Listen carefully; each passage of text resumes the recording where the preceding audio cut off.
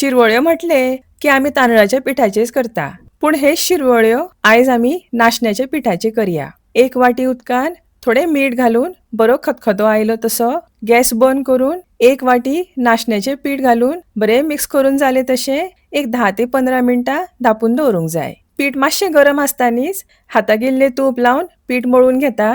शिरवळ्यो steam करतले ते ताट मातशें तुपान ग्रीस करून घेतले.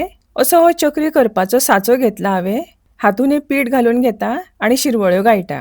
पीठ बरें मळ्ळें जाल्यार शिरवळ्यो अशे एक सारके गायटात. आतां हे आमकां फक्त 10 ते 15 मिनटां स्टीम करून घेवंक जाय. आणि शिरवळ्यो म्हटले की नाल्लाचो रोस हो आयलोच.